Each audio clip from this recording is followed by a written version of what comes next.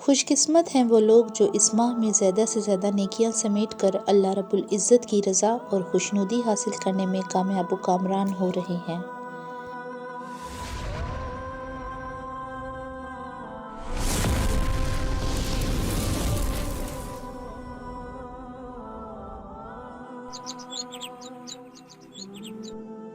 بسم اللہ الرحمن الرحیم۔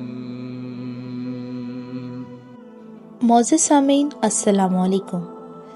آج اس ویڈیو میں ہم لوگ رمضان کے آخری عشرہ یعنی مغفرت کے عشرے پہ بات کریں گے۔ ویڈیو میں اینڈ تک بنے رہیے گا۔ اگر میری ویڈیو پسند آئے تو میرے چینل کو سبسکرائب کریں، لائک کریں اور کمنٹ کریں۔ شکریہ۔ قرآن مجید فرقان حمید میں ارشاد باری تعالیٰ ہے، اے ایمان والو، تم پر روزے فرض کیے گئے ہیں جس طرح تم سے پہلے لوگوں پر فرض کیے گئے تھے تاکہ تم متقی بن جاؤ۔ خالق کائنات اللہ عز و جل نے روزوں کی فرضیت کا مقصد بتاتے ہوئے فرمایا تاکہ تم متقی بن جاؤ۔ رمضان المبارک کا آخری عشرہ عشرہ مغفرت ہے جو کہ اپنے اندر بہت زیادہ اجر و ثواب سمیٹے ہوئے ہے۔ رمضان المبارک وہ مہینہ ہے جس میں نفل نماز کا ثواب فرض کے برابر اور فرض کا ثواب 70 گنا تک بڑھا دیا جاتا ہے۔ حضرت موسیٰ کلیم اللہ اللہ رب الجلال سے ہم کلام ہوتے، زمان و مکان اور راز و نیاز کی باتیں ہوتی۔ ایک دن حضرت موسیٰ علیہ السلام نے اپنے خالق سے سوال کیا، اس وقت کائنات میں میں واحد بندہ ہوں جسے آپ سے بات کرنے کا شرف حاصل ہے، بتائیے یہ اعزاز کسی اور کو بھی نصیب ہوگا؟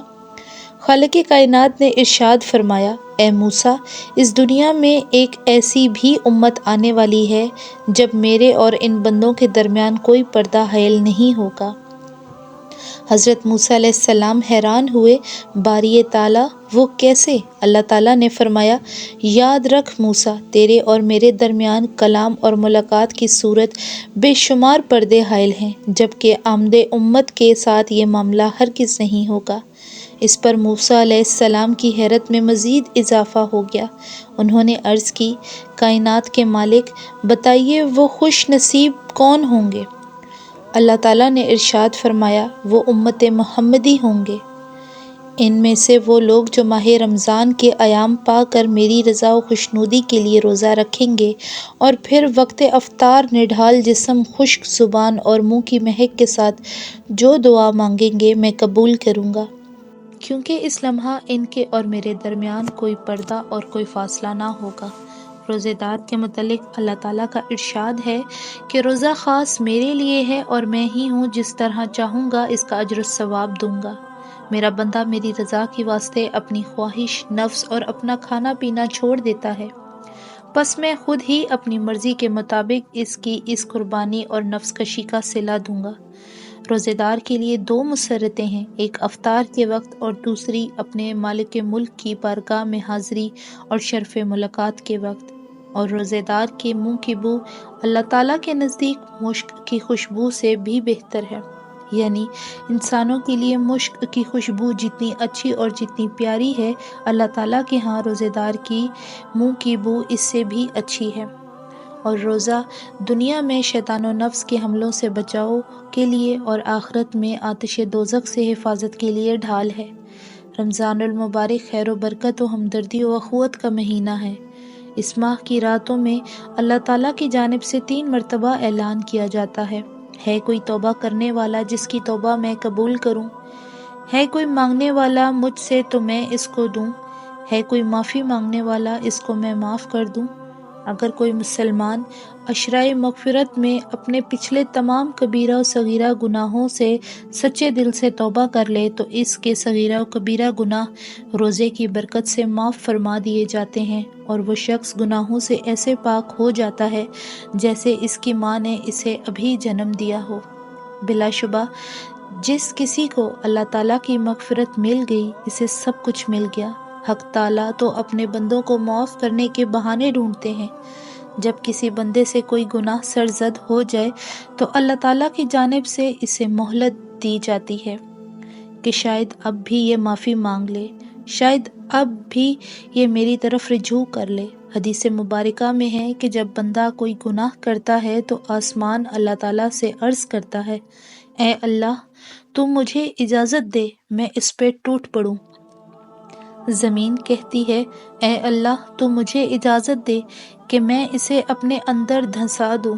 اس موقع پہ مالک ملک کا ارشاد ہوتا ہے اگر یہ تمہاری مخلوق اور تم اس کے خالق ہو تو تمہیں اجازت ہے، اور اگر یہ میرے بندے ہیں اور میں ان کا خالق ہوں تو میرے بندوں کا معاملہ مجھ پر چھوڑ دو۔